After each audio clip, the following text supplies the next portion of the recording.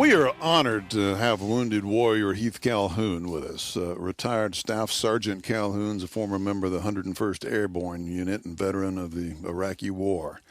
He was severely injured when a rocket-propelled grenade hit his Humvee in 2003, and it resulted in the amputation of both of his legs above the knee.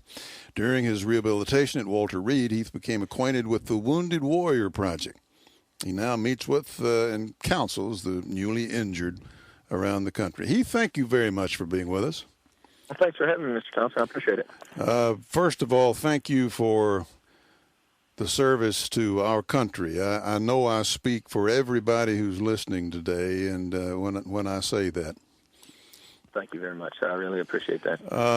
Well, tell us a little bit about the Wounded Warrior project and what your buddies are doing with regard to it. Well, the Wounded Warrior Project, just simply put it, is a nonprofit organization that helps wounded service members, specifically from Iraq and Afghanistan, and their families when they come home. And I like to think that they're doing everything in their power that they can to make the Wounded Warrior, to make today's wounded warriors the most.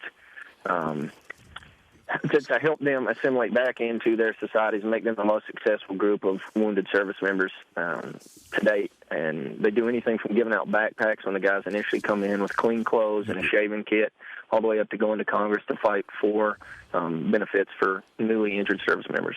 You know, I'll never forget when I was at Walter Reed one time. I was talking to this young soldier who was in the rehab area there, lifting weights and so forth, and he was trying out his new leg, and I was talking to him about the future and so forth, and asked him what he planned to do, and he said he thought that he would want to work with other people, and he had this job lined up and so forth, and it was helping other people. And he turned to me and he said, I just thought that, it was time that I gave something back. And I thought to myself, my goodness, how much you have already given, and what kind of an attitude. Where do we get such people? So bless your heart and what you're doing. Well, thank you, sir.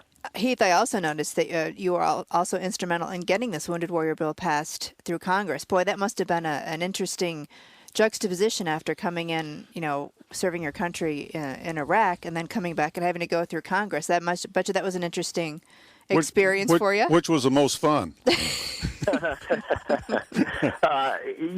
bill getting passed was huge. I can't really take much of the credit for it. The Wounded Warrior Project, along with another couple of injured service members, a guy named Ryan Kelly and his uncle Larry Kelly, put that together with the Wounded Warrior Project, and I was just blessed to be able to have the opportunity to go up and speak to Congress on that. So we're just very glad that Congress and the President was willing to see what we had to say and hear us and understand us and pass it in.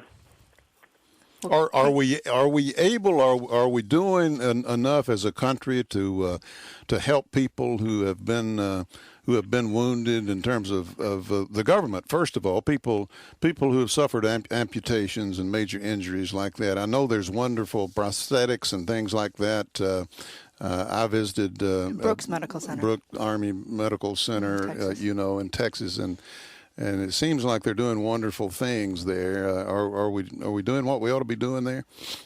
I think that the government is doing the best that it can. It's not perfect, and it's not set up to do everything for everybody, and that's great where organizations like the Wounded Warrior Project and what we have going on in Nashville this weekend, Soldier Ride, can step in and take up. And fortunately, we live in the greatest nation out there, and that's the United States of America, and we have people in America that are willing to donate money to help their wounded service members, and that's what makes it all work. Speaking of that, where do people, what website do they go to so they can donate? And then tell us quickly about the ride in Nashville this weekend. They can go to woundedwarriorproject.org, and as far as the ride in Nashville this weekend, they can go to soldierridenashville.org to look that up. We've got a concert Friday night with Trace Atkins at the Loveless Barn in Nashville, Tennessee. We also have a 4-mile walk, a 25-mile bike ride, and a 50-mile bike ride Saturday morning starting out at Evelyn Warner Park in Nashville, Tennessee that everybody can take part in. Come out and support the troops. So we'd love to see it. Check out soldierridenashville.org. That's a beautiful ride, everybody. So hopefully everyone that can come help. Thank you so much for your service to our country, Heath. Thank you very much, and I appreciate you guys having me on the show. Thank you, buddy.